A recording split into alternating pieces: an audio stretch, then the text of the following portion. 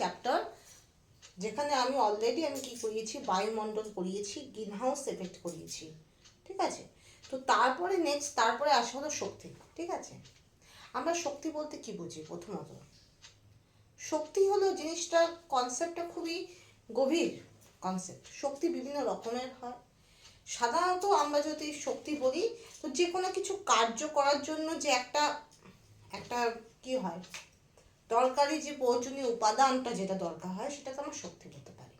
এবং সবসময় যে শক্তির মাধ্যমে কার্য হবে, কার্য শক্তির সঙ্গে রিলেটেড হবে, শক্তি ছাড়া কার্য হবে না, কার্য ছাড়া শক্তি হবে না, এমনটা নয়। শক্তি জিনিসটা একটা ব্রড অ্যাপ্লিকেশন, ব্রড ডেফিনেশন আছে, ঠিক আছে। যদি আমি উদাহরণ দিয়ে বলি, অ্যাজ ফর এক্সাম্পল, অনেক ধরনের উদাহরণ আছে। যেমন আমরা দেখতে পাই বৈদ্যুতিক বাতি জ্বালানোর জন্য ইলেকট্রিক এনার্জি এটাকে বলে।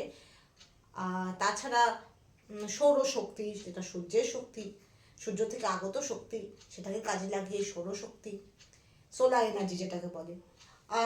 বাতাসের টারবাইন ঘুরিয়ে যে শক্তিটা পাওয়া যায়, বায়ু শক্তি, ওয়াইন্ড এনার্জি। জলের মধ্যে জলবিদ্যুৎ, সেটাও একটা শক্তি। তো সব শক্তির একটা কি হয়, একটা গুরুত্বপূর্ণ অ্যাপ্লিকেশন আছে। শক্তি মানেই যে সেটা সবসময় কার্যের সঙ্গে বা ওয়ার্ক ডানের সঙ্গে রিলেট করবো এমনটা নয়। কিন্তু শক্তি এমন একটা জিনিস যেটার মাধ্যমে আমরা কিছু করতে পারি, আমরা কিছু বেনিফিট পাই, আমরা তার একটা বিস্তর একটা অ্যাপ্লিকেশন আমাদের জীবনে আছে, ঠিক আছে। ওকে, তো এবার শক্তির কথাটা যে আসছে, শক্তি যে জিনিসটা আসছে, সেটা যদি আমি হিউম্যান মানুষের ক্ষেত্রে বলি, তাহলে আমরা যে কোনো কাজ করার জন্য আমাদের একটা ড্রাইভিং ফোর্স, আমাদের একটা পেছনে একটা তাড়িত একটা কিছু একটা কারণ থাকা দরকার। সেই কারণটাও কিন্তু শক্তি। যেটা হয় কি, সূর্যের শক্তি একমাত্র পৃথিবীতে তোমার গাছই কি করে, সালোক সংশ্লেষ বা ফটোসিনথেসিস প্রসেসের মাধ্যমে কি করে, খাদ্যে আবদ্ধকরণ করে, ঠিক আছে। তখন কি হয়, সৌরশক্তি থেকে কেমিক্যাল এনার্জি বা রাসায়নিক শক্তি তৈরি হয়। সেই রাসায়নিক শক্তি যখন খাদ্যে আবদ্ধ হয়, সেটা হয়ে যায় স্থৈতিক শক্তি। এবার সেই স্থৈতিক শক্তি আমরা ওই গাছপালাকে খেয়ে, প্রত্যক্ষ বা পরোক্ষভাবে খেয়ে, সেটা কি হয়, 10% লিন্ডেন্সম্যানের যে রুল, 10% করে করে খাদ্য সম্পর্কে যায়, সেই 10% করে আমাদের শরীরে এসে পৌঁছায়, ঠিক আছে। সবচেয়ে ভালো, প্রথমে বলি, গাছের কি থাকে, পাতা, সবুজ পাতা, যেখানে কি থাকে, ক্লোরোপ্লাস্টিড বলে কোষীয় অঙ্গাণু থাকে। সেই ক্লোরোপ্লাস্টিডের মধ্যে ক্লোরোফিল থাকে, রঞ্জক কণা, যে ক্লোরোফিলের জন্য গাছের পাতা সবুজ হয়। অ্যাকচুয়ালি আসলে গাছের পাতা সবুজ হয় সেটাও আমি বলবো না। গাছের পাতা কি করে, একমাত্র তোমার সমস্ত ধরনের রশ্মিকে শোষণ করে, শুধুমাত্র সবচেয়ে বেশি প্রতিফলিত করে সূর্যের সবুজ আলোকে যায়। দ্যাটস ওয়াই গাছের পাতা সবুজ দেখায়। এবার এখানে কোনো সূর্য আছে, সূর্যের এখানে যে শক্তিটা আসছে সেটাকে আমরা বলবো সৌরশক্তি।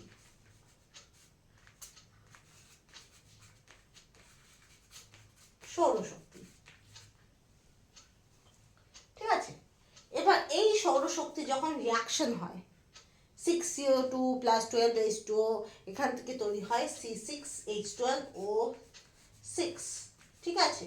তো সৌরশক্তিতে প্রথমে তৈরি হয় রাসায়নিক শক্তি।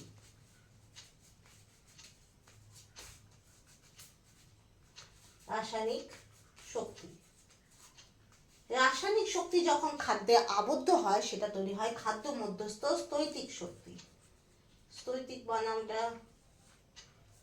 যাই হোক, স্থৈতিক শক্তি, ঠিক আছে, খাদ্য মধ্যস্থ স্থৈতিক শক্তি।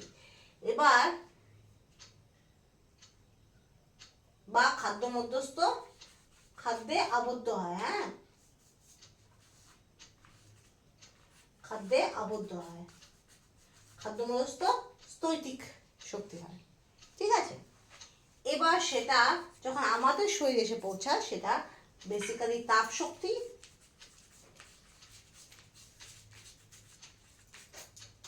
তাপ শক্তি হয়। আর আমাদের যে প্রয়োজনীয় বাকি যে কার্য করার জন্য প্রয়োজনীয় শক্তিতে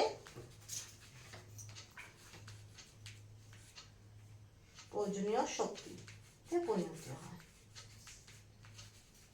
ঠিক আছে, যার জন্য আমরা কাজ করতে পারি, ঠিক আছে। তো সবার প্রথমে সৌরশক্তি তোমার কাজে লাগাতে পারে একমাত্র উদ্ভিদ, এছাড়া কিছু ব্যাকটেরিয়া হয় যারা সালোক সংশ্লেষ করতে পারে, তাদের ব্যাকটেরিয়া ক্লোরোফিল থাকে। সেটা কি হয়, প্রথমে রাসায়নিক শক্তিতে কনভার্ট হয়, তারপর খাদ্যে আবদ্ধকরণ হয়, স্থৈতিক শক্তি হয়, তারপর সেটা আমাদের শরীরে 10% করে এসে পৌঁছে তাপ শক্তি আর কার্যের প্রয়োজনীয় যে কোনো কাজ করার জন্য প্রয়োজনীয় শক্তি তৈরি হয়। এই যে কার্য প্রয়োজনীয় শক্তি, এটাকে আমরা বলি ATP, adenosine triphosphate. Adenosine triphosphate, যেখানে কি থাকে, অ্যাডিনোসিন থাকে, 3টে ফসফেট গ্রুপ থাকে, ঠিক আছে, যার জন্য আমরা এটাকে বলি এটিপি। ঠিক আছে, এই এটিপিকে আমরা এইভাবেও বলতে পারি ADP plus phosphate, PI. ATP plus phosphate PI মিলে রিয়াকশন করে এটিপি তৈরি করে। ঠিক আছে, এটা হলো প্রথম কনসেপ্ট গেল। নেক্সট কনসেপ্ট, আর কি হতে পারে, শক্তি বলতে আমরা আর কি বুঝি। এবার দেখো, এই শক্তি যখন, এটা হলো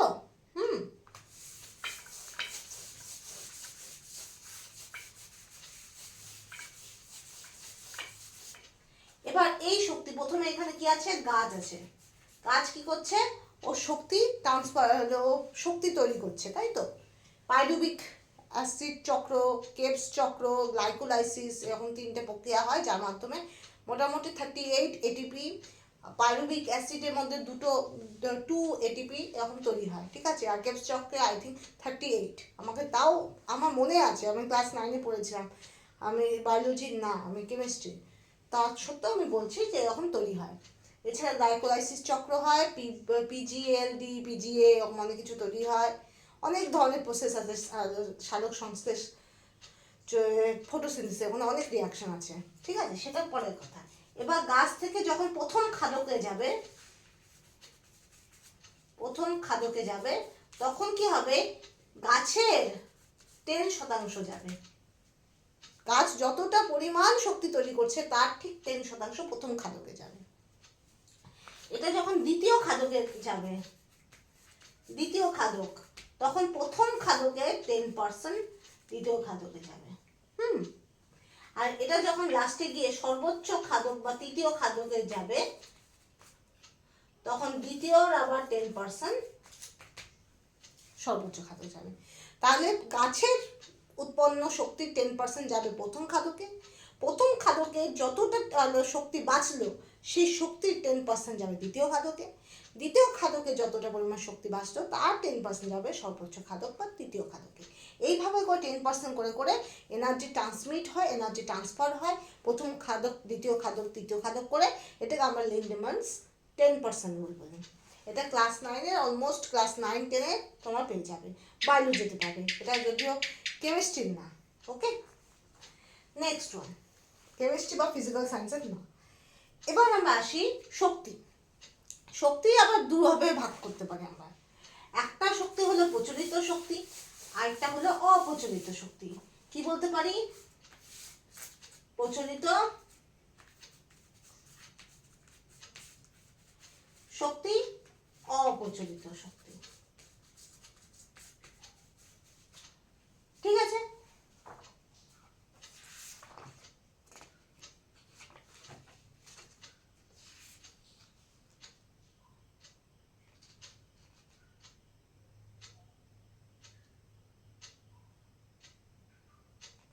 প্রচলিত শক্তির নাম থেকে বোঝা যাচ্ছে যেটা প্রচলন বেশি, যেটা সবসময় বেশি প্রচলিত হয়। আমাদের দেশে সবচেয়ে বেশি প্রচলিত হয় কয়লা, প্রাকৃতিক গ্যাস, এগুলো বেশি প্রচলিত হয়। তোমরা নিজে এখন জানো বর্তমানে গ্যাসের একটা সমস্যা হচ্ছে, যার জন্য কি হচ্ছে, প্রচুর মানুষের প্রবলেম হচ্ছে। তো সেই প্রচলিত শক্তি হিসাবে ব্যবহৃত হচ্ছে প্রাকৃতিক গ্যাস প্রচুর পরিমাণে আমাদের ভারতবর্ষে। অপ্রচলিত শক্তি যেটা পচন হয় না বা হলেও খুব কম হয়। এখনো বর্তমানে সেইভাবে সৌরশক্তি, তাপবিদ্যুৎ কেন্দ্র থেকে, তাপবিদ্যুৎ কেন্দ্র বলছি, সরি, সৌরশক্তি, তারপরে উষ্ণ প্রস্রবণ থেকে যে শক্তি, জোয়ার ভাটা শক্তি, এগুলো অনেক কম পরিমাণে ইউজ হয়। ঠিক আছে, যদিও এগুলো নিয়ে ভারত ভবিষ্যতে ভাবছে, ভারত যেহেতু ডেভেলপ করছে, ভবিষ্যতে হতেই পারে এই বিকল্প, এই শক্তিগুলো ইউজ হবে, অবশ্যই হবে। এবার একটা দেখো, এবার আমরা চলে আসবো জ্বালানি। জ্বালানি, জ্বালানি বলতে আমরা কি বুঝি,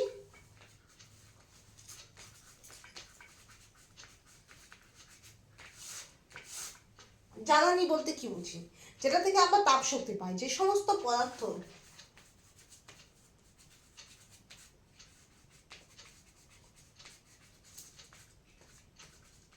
দহনে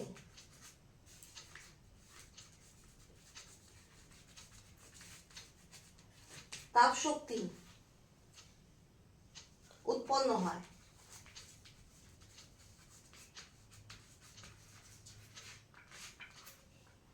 তাদের কি বলা হয়? জ্বালানি বলে। তাহলে যে সমস্ত পদার্থকে আমি দহন করব বা পোড়াবো, আলটিমেটলি আমরা তাপ শক্তি পাবো, সেটাকে আমরা কি বলবো? জ্বালানি। তো কি কি জ্বালানি হতে পারে? খড়ি হতে পারে। দেখবে অনেকে গ্রামে গঞ্জে, এমনকি এখনো অনেক শহরে দেখবে খড়ি প্রচলন হয়। খড়ি জ্বালানি হতে পারে, গুড় জ্বালানি হতে পারে, কয়লা জ্বালানি হতে পারে। ঠিক আছে, এগুলো সবই জ্বালানি, যেগুলো দহনে আলটিমেটলি আমরা তাপ শক্তি পাই, হিট পাই। ঠিক আছে, যেমন এলপিজি, প্রাকৃতিক গ্যাস, কেরোসিন, পেট্রোল, ডিজেল, কয়লা, কাঠ, এগুলো সবই হবে। কাঠ, কয়লা, পেট্রোল, ডিজেল। ঠিক আছে, কয়লা, পেট্রোল, ডিজেল, কেরোসিন, প্রাকৃতিক গ্যাস সবই হবে। আগে আমরা কূপ ইউজ করতাম, বিভিন্ন রকম ছোট ছোট কূপের বাতিগুলো ইউজ করতাম, তারপরে হ্যারিকেন ইউজ করতাম। আমি ছোটোবেলায় যখন ছোট ছিলাম, তখন মোটামুটি লোডশেডিং খুব বেশি হতো। ঠিক আছে, সব বাড়িতে ইনভার্টার নেই, থাকতো না, সব বাড়িতে ব্যাটারি ব্যবস্থা থাকতো না। তখন কি হতো, সন্ধ্যাবেলার দিকে বেশিরভাগ সময় গ্রীষ্মকালে কি হতো, লাইন চলে যেত, লোডশেডিং হয়ে যেত। তখন তখন আমি নিজে দেখতাম যে বিভিন্ন রকমের কেরোসিনের বাতি, বিভিন্ন রকমের হ্যারিকেন, তারপরে এগুলো ইউজ হতো। ঠিক আছে, তো এগুলো এখন যেহেতু ইনভার্টার সব জায়গায় বেশিরভাগ থাকে, লোডশেডিংও অনেক জায়গায় কম হয়, যার জন্য কিন্তু কেরোসিন একটা খুব ভালো জ্বালানি। ঠিক আছে, তাছাড়া আমি এরকম দেখতাম, যখন আমি ছোট ছিলাম তখন শীতকালে কি হতো, বিভিন্ন জায়গায় প্রচণ্ড শীত পড়তো, যার জন্য কি হতো, যেখানে বাড়ির যে মহিলারা তারা কি করতো, ঠিক বিকালের দিকে খড়ি পুরাতো বা বিভিন্ন কাঠ পুরাতো আগুন তাপার জন্য। ঠিক আছে, তো এগুলো হলো খুব ভালো জ্বালানি, তাপ শক্তি ব্যবহার। এবার দেখো, এই তাপ শক্তি, এবার মনে রাখতে হবে এই সকল জ্বালানির সবকটি কিন্তু একই রকম তাপশক্তি তৈরি হয় না। এটা স্বাভাবিক যে সব জায়গা থেকে একই রকম তাপশক্তি তৈরি হবে না, সেটা তোমার পদার্থ থেকে পদার্থ কি হবে, ভ্যারি করবে। ঠিক আছে, তাই সবার তাপন মূল্য সেম হয় না। ঠিক আছে, এবার আমরা জানবো তাপন মূল্যটা কি।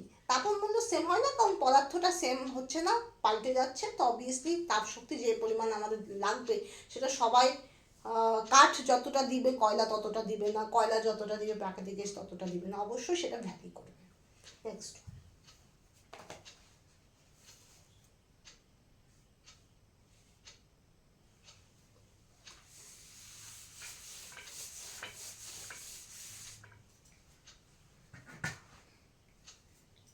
এবার আমরা জানবো তাপন মূল্য,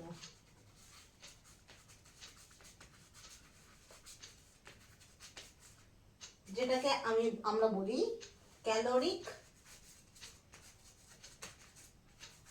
ভ্যালু। ক্যালোরিক মিন্স তাপন, আর ভ্যালু মিন্স মূল্য। ঠিক আছে, দেখো একক ভরের বা 1 গ্রাম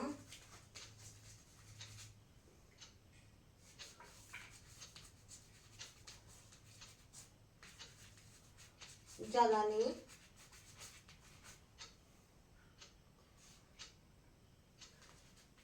পদার্থের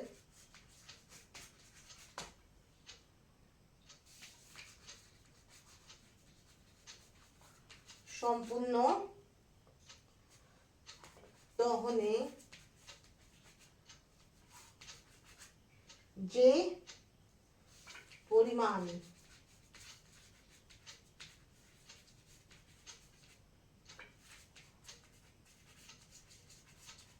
শক্তি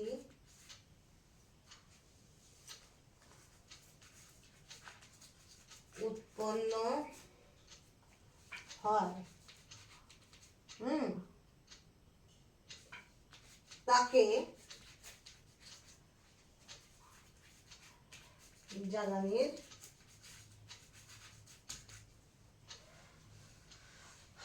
তাপন মূল্য বলে। দেখো, একক ভরে বা 1 গ্রাম কোনো জ্বালানি পদার্থের সম্পূর্ণ দহনে, মানে ফুললি ওটা কি হচ্ছে, দহন হচ্ছে। একটা হয় পার্শিয়াল বার্নিং হয়, একটা হয় ফুললি বার্নিং। ওকে, সম্পূর্ণ দহন বা আংশিক দহন। এটা সম্পূর্ণ দহনে যে পরিমাণ তাপ শক্তি উৎপন্ন হয় তাকে আমরা ওই জ্বালানির তাপন মূল্য বলি। তো যে কোনো তোমার একক ভরে বা একক গ্রাম সেটা কোনো জ্বালানি, সেটা সম্পূর্ণ দহন করবে, তাতে যে পরিমাণ তাপ শক্তিটা বেরোবে, যে পরিমাণ তাপ শক্তি নির্গত হবে, সেই তাপ শক্তিকে যদি তুমি মেজার করো, সেই তাপ শক্তি হবে ওই জ্বালানি পদার্থের তাপন মূল্য। That's it. ওকে,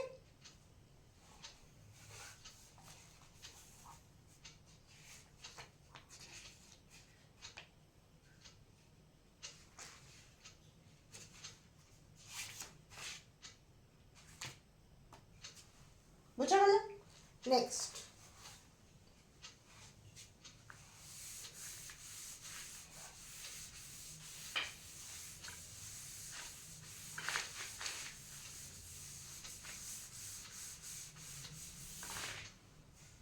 এবার কতগুলো উদাহরণ দিই তাপন মূল্যের।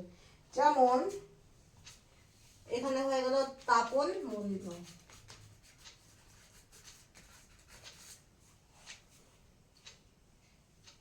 দেখা যাক রাখাটা বোঝা যায় কিনা।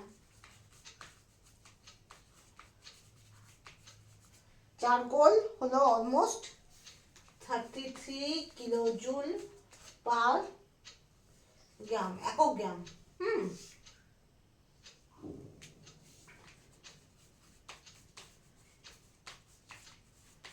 প্রাকৃতিক গ্যাস কত? তোমার প্রাকৃতিক গ্যাস হলো তোমার অলমোস্ট 33 থেকে 50 কেজি পার কিলোজুল, হ্যাঁ, পার গ্রাম। কাঠ, কাঠ হলো 17 কিলোজুল পার গ্রাম। কয়লা এটা হলো 25 থেকে 30 কিলোজুল পার গ্রাম। ডিজেল 40 কিলোজুল পার গ্রাম। আমি কিন্তু বই থেকেই পড়াচ্ছি, ঠিক আছে? আচ্ছা, এগুলো হলো তাপন মূল্য। যে চারকোল 33 কিলোজুল পার গ্রাম, প্রাকৃতিক গ্যাস 33 to 50 কিলোজুল পার গ্রাম, কাঠ হলো 70 কিলোজুল পার গ্রাম, কয়লা 25 to 30 kilojoule per gram, diesel হলো 45 কিলোজুল পার গ্রাম। দ্যাটস, এগুলো হলো সবচেয়ে বেশি ইউজড হয়, ঠিক আছে?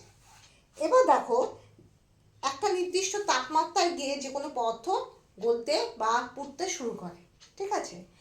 দেখবে বাড়িতে গিয়ে কাঠ পোড়াতে যাবে, দেখবে কাঠ ইনিশিয়ালি পড়ে না, একটা নির্দিষ্ট তাপমাত্রা তোমাকে দিতে হবে, তাহলে সেই কাঠটা গিয়ে পড়বে। একটা নির্দিষ্ট তাপমাত্রা দিবে, তবে তোমার বরফ গলবে, তাই না? তো বরফের গলনাঙ্ক, বরফের হিমাঙ্ক যেমন ফিক্সড, তেমনই কি একটা নির্দিষ্ট পদার্থ যখন পোড়া শুরু করে সেই তাপমাত্রাটাও তার জন্য ফিক্সড। ওকে,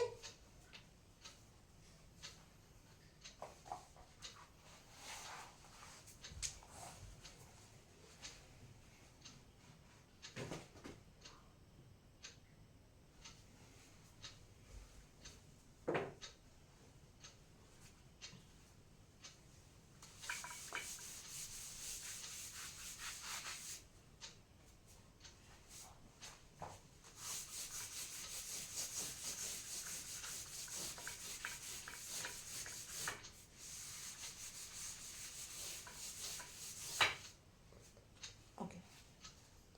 এবার যে ন্যূনতম নির্দিষ্ট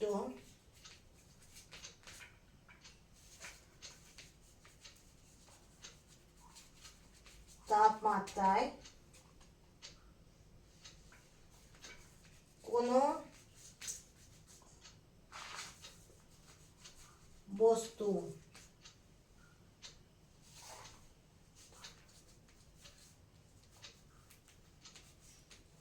পুড়তে শুরু করে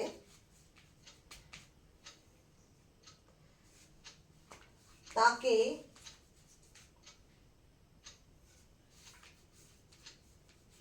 সেই বস্তুর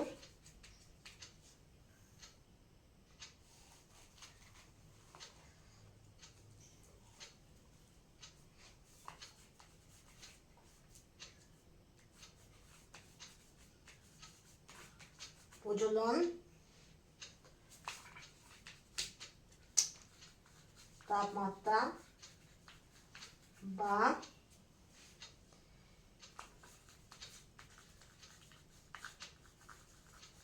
ignition temperature।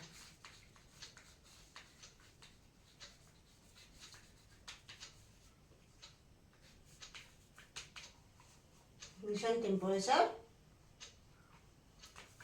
বলে। তো যে ন্যূনতম নির্দিষ্ট তাপমাত্রায় কোনো বস্তু পুড়তে শুরু করে তাকে সেই বস্তুর প্রজ্বলন তাপমাত্রা বা ইগনিশন টেম্পারেচার বলে, মানে ওই তাপমাত্রাতে ওই বস্তুটা পুড়তে শুরু করবে। চলো নেক্সট।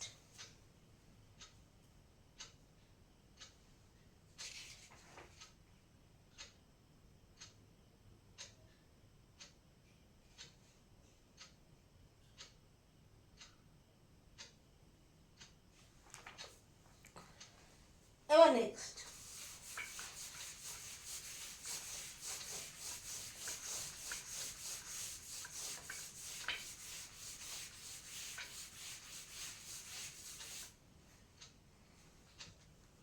এবার উৎকৃষ্ট জ্বালানি। উৎকৃষ্ট মানে খুব ভালো, যে জ্বালানিটা উৎকৃষ্ট মানে ভালো জ্বালানি। আমি কিভাবে নির্বাচন করব? 1 নাম্বার, প্রথম উত্তরটা হবে তাপন মূল্য বেশি হতে হবে। মানে আমি অল্প পরিমাণ জ্বালানি পোড়াবো কিন্তু বেশি পরিমাণ তাপ শক্তি নির্গত হবে, বেশি হবে। আমি ধরো কোনো এ পদার্থ পোড়ালাম, আমার 20 kilo joule per kilo joule per gram তাপ শক্তি আমি পেলাম। আর বি পোড়ালাম, আমি 25 কিলো জুল পার গ্রাম তাপ শক্তি পেলাম। ধরো এ পোড়ালাম, তার ক্ষেত্রে তাপন মূল্য হলো 20 কিলো জুল পার গ্রাম। আর বি পোড়ালাম, তার ক্ষেত্রে 25 কিলো জুল পার গ্রাম। তো আমার ক্ষেত্রে উৎকৃষ্ট হবে বি, যেহেতু ওর তাপন মূল্যটা বেশি। তার মানে একই পরিমাণ এ আর বি নিলে বি এর ক্ষেত্রে তাপ শক্তি বেশি নির্গত হবে। তো যেটা আমার দরকার তাপ শক্তি পাওয়ার কথা, সেটা আমি এ বি এর ক্ষেত্রে বেশি পাবো।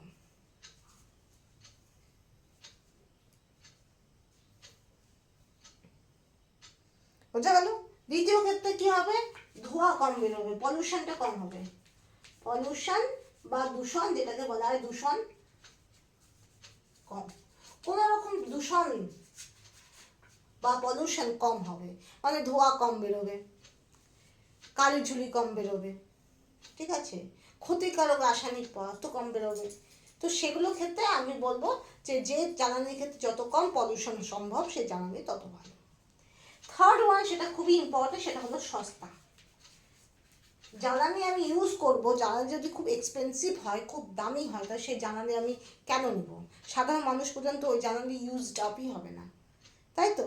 তো সাধারণ মানুষের পর্যন্ত ওই ভালো উৎকৃষ্ট জ্বালানিটাকে পৌঁছে দেওয়ার জন্য আমার দরকার ওই জ্বালানিটা সস্তা হওয়া দরকার, ঠিক আছে?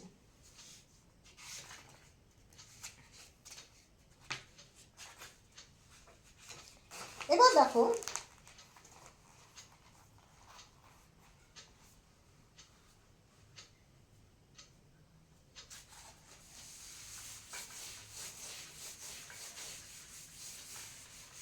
আমাদের পৃথিবীতে প্রচুর পরিমাণে যেটা অ্যাভেলেবল এনার্জি, সেটা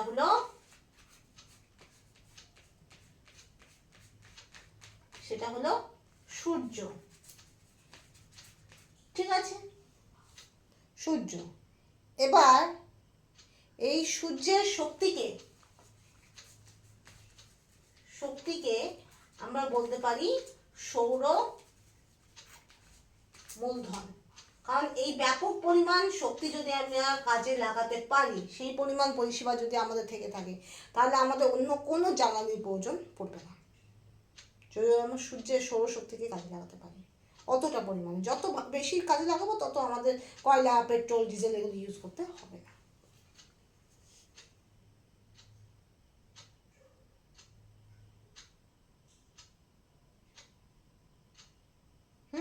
বোঝা গেল? এবার দেখো, যে সমস্ত শক্তি নিঃশেষ হওয়ার ভয় আছে, নিঃশেষিত বা শেষ, যেটাকে বলে শেষ হতে পারে, শেষ হতে পারে। আর এখানে হয়ে গেল বিকল্প। শেষ হতে পারে, কি শেষ হতে পারে? কয়লা শেষ হতে পারে। কয়লা পৃথিবী পৃষ্ঠে ভূগর্ভে খুব অল্প পরিমাণে, মানে যতটা আছে সেটা আমি যদি দিনের পর দিন নিতে থাকি, তো একটা সময় কয়লার পরিমাণ কমে যাবে, সেটা একটা ভয় আছে। পেট্রোল, ডিজেল যত আছে এগুলো নিঃশেষ হয়ে যাওয়ার ভয় আছে।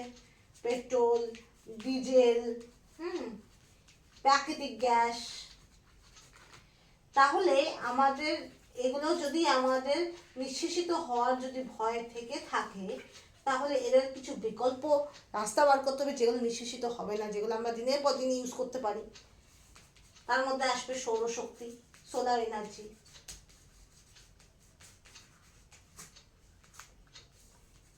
বায়ু শক্তি আসতে পারে।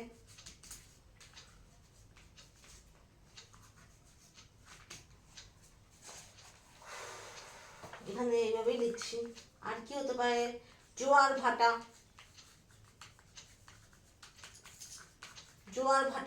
তোমরা জানো চাঁদের আকর্ষণের জন্য জোয়ার ভাটা হয়। জোয়ার ভাটাকে কাজে লাগানো যায় উষ্ণ প্রস্রবণ থেকে, ঠিক আছে? উষ্ণ প্রস্রবণ থেকেও করা যায়। আর কি হয়? আর কোথা থেকে সম্ভব? আরো অনেক সম্ভব, ঠিক আছে? তো এগুলো সবই হলো বিকল্প হিসাবে আমরা ইউজ করতে পারি। এবার ভালো কথা, বায়ু শক্তি, জোয়ার ভাটা, ভূতাপীয় শক্তি।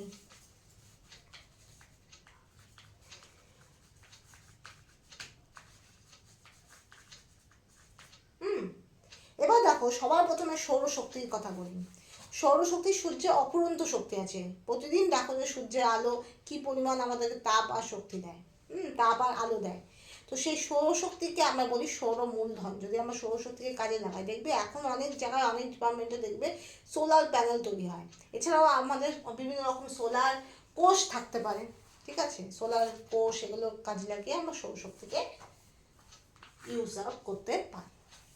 নেক্সট ওয়ান, বায়ু শক্তি, যেটা অববাহিত, যেখানে বায়ু বাতাসটা বেশি, যেখানে বায়ু বাতাস বেশি, মানে বেশি পরিমাণ বায়ু যাচ্ছে, সেখানে টারবাইন দেখবে বড় বড়, এরকম দেখবে, এরকম এরকম, আমার ছবি খুব বাজে, এরকম কিছু একটা দেখবে, এরকম ঘুরবে, ঠিক আছে? তো টারবাইনের চাকা ঘুরিয়ে আমরা বায়ু শক্তি কাজে লাগাতে পারি।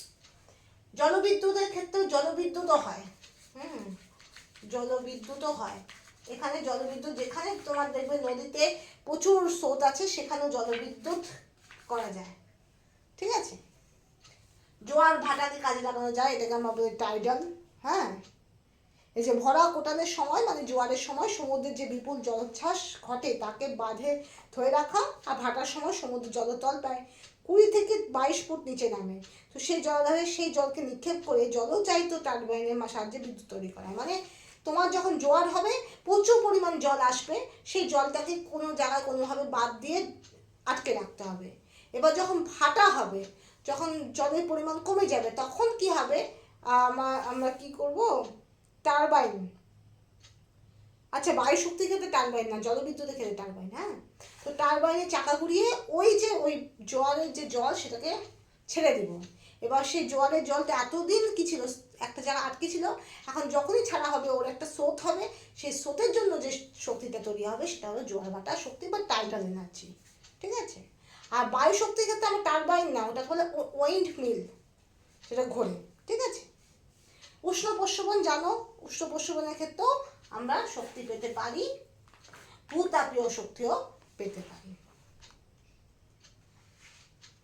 আর কিছু আছে, সমুদ্রের জলরাশি থেকেও আমরা তাপ পেতে পারি।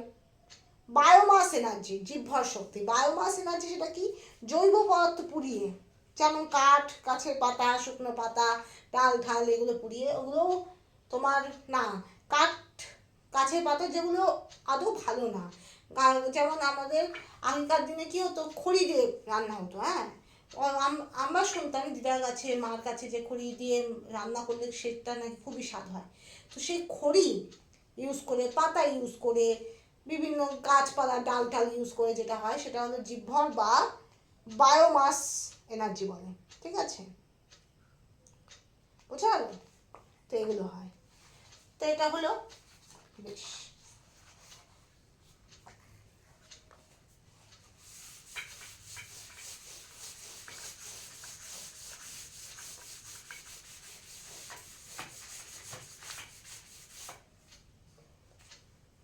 এবার শক্তি আমরা কোথায় কোথায় ইউজ করি বলো?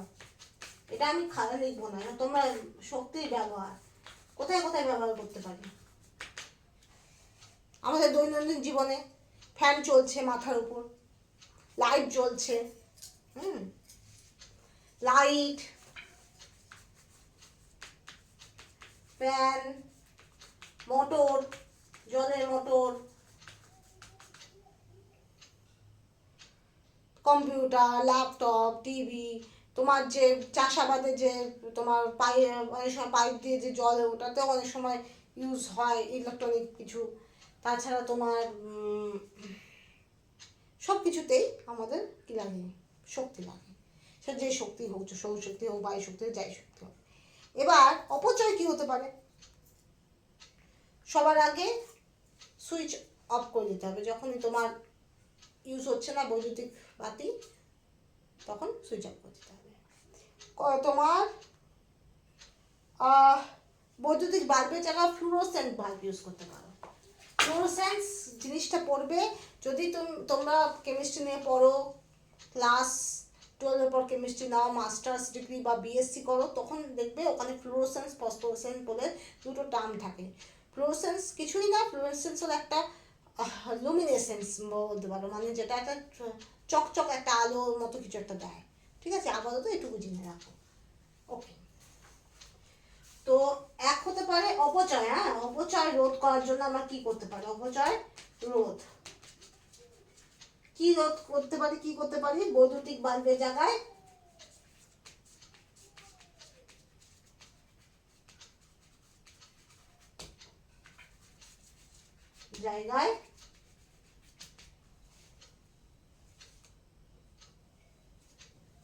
ফ্লুরোসেন্ট বাল্ব, ফ্লুরোসেন্ট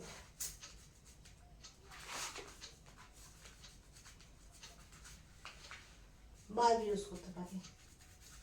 ঠিক আছে? ডেস্কটপের জায়গায় ল্যাপটপ, তারপরে আর কি কি হয়, ডেস্কটপে যা ল্যাপটপ, ট্যাব ইউজ করতে পারো। ডেস্কটপ কি হয়? ডেস্কটপ মানে কম্পিউটারের যে পুরনো মডেল, যে ডেস্কটপের যে ডেস্কটপ আর ল্যাপটপের কি তফাৎ? ডেস্কটপ হলো তোমার কম্পিউটারের সঙ্গে দেখবে একটা মনিটর থাকবে। ডেস্কটপ মানে একটা মনিটর থাকবে, কিবোর্ড থাকবে, মাউস থাকবে, সিপিইউ থাকবে, ইউএসবি থাকতে পারে, নাও থাকতে পারে, একটা যে সিস্টেম সেটাকে আমরা বলি ডেস্কটপ। ঠিক আছে? আর ল্যাপটপ হলো যেটা আমরা ক্যারি করে নিয়ে যেতে পারি এক জায়গায় এক জায়গায়। আর ট্যাব হলো মোবাইলের মতো, একটু বড় মোবাইল যেটাকে বলে। তো ট্যাব, ল্যাপটপ তুমি ইউজ করে তোমার অনেক সময় ডেস্কটপের থেকে কম হতে পারে অপচয়টা। তবে সেটা একদম যে আমি বৈজ্ঞানিকভাবে বলবো একদম সত্য এমনটাও নাও হতে পারে, কারণ এমন অনেক উন্নত মানের ডেস্কটপও আছে যেগুলোতে বৈদ্যুতিক অপচয় কম হয়। ঠিক আছে? আর কি আছে? সুইচ অফ করে দিতে হবে বললাম, যখনই দরকার পড়বে না লাইট সুইচ অফ করে দিবে। আর গাড়িতে রবারের টায়ারের পরিবর্তে রেডিয়ার টায়ার ইউজ করবে, তাতে 5% to 8% জ্বালানি সাশ্রয় হবে। তাহলে রেডিয়ার টায়ার,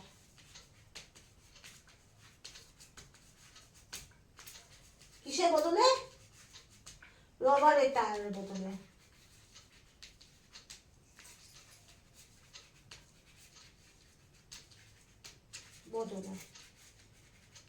রেডিয়ার টায়ার ইউজ করবো, ঠিক আছে, বোঝা গেল? এবার লাস্ট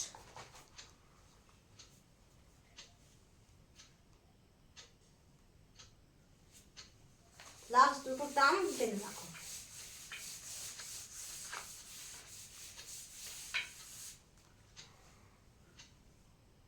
একটা হলো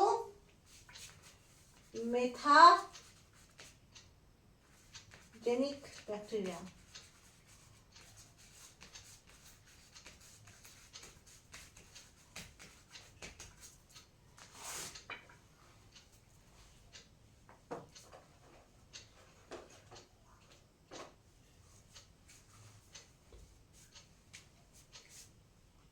মেথাজেনিক ব্যাকটেরিয়া হলো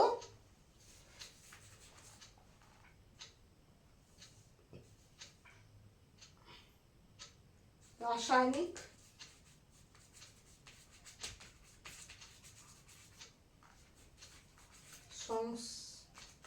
সংশ্লেষণ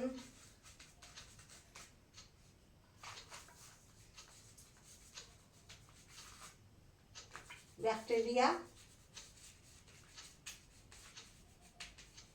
যা কি করে আলটিমেটলি মিথেন তৈরি করে।